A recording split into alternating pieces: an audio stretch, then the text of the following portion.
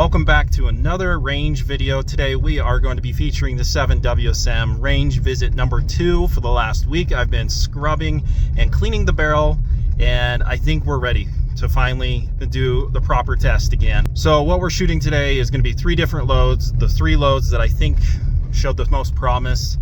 And then for fun, I brought up my 300 Weatherby with that 180 grain mead that shot 1/4 M away with Stay Ball HD. We're gonna try it again, and if it is anywhere close to 1/4 M away, Tim from Little Crow Gunworks has agreed to do an apology that ball powder is good, that he is wrong. Nah, I'm just kidding. He probably won't do that, but it'll still be fun. I'm really excited to shoot today. We'll see what happens. They're in the same hole in the 300 Weatherby again.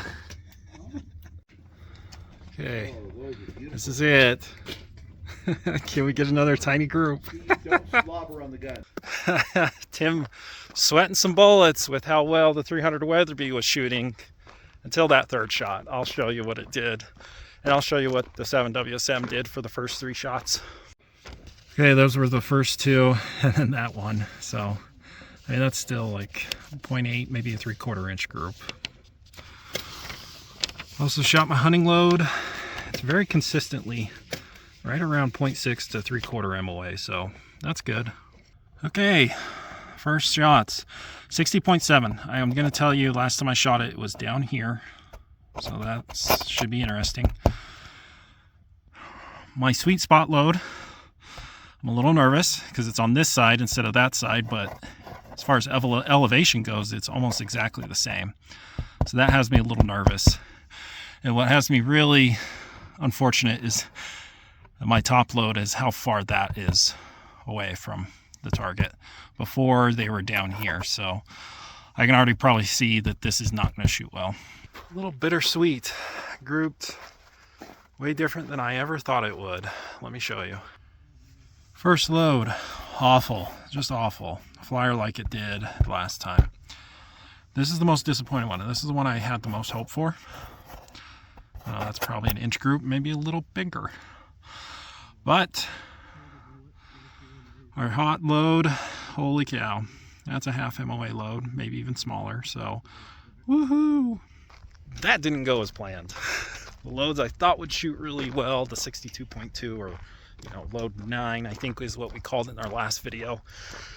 That shot mediocre to bad. So one group was like an inch, the other one I'll show you, but it's not good at all.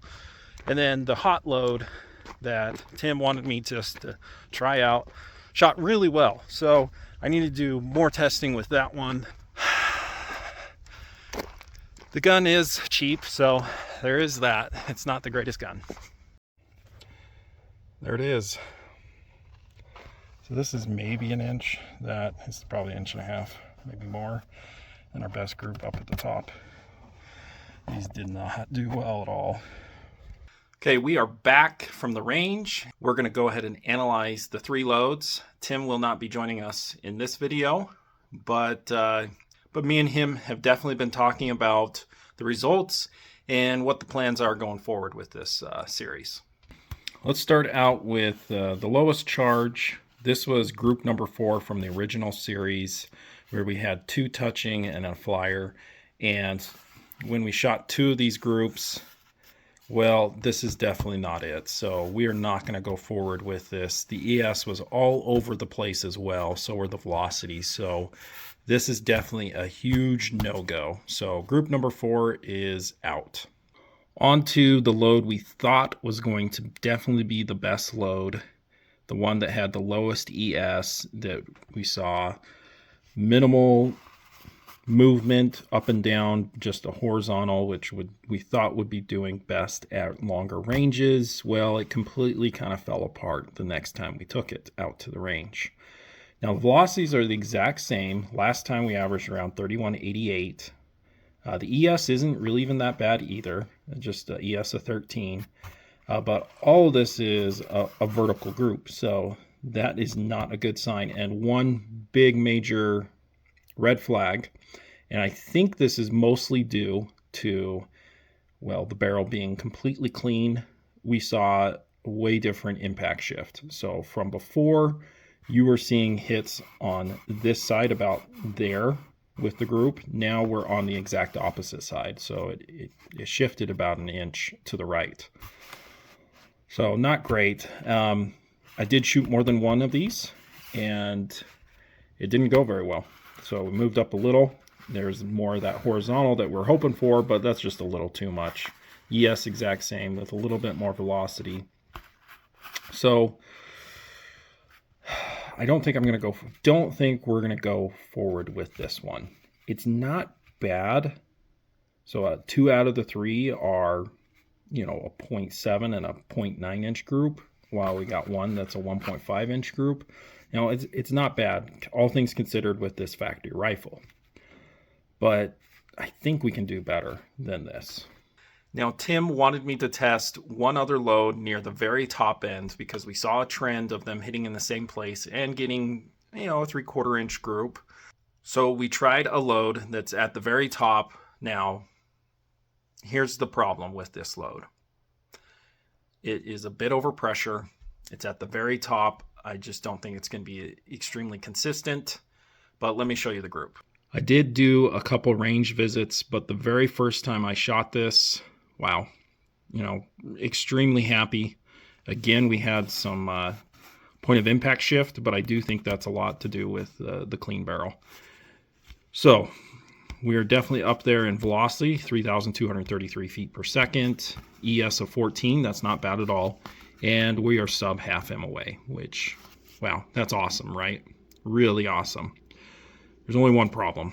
It is definitely fool's gold.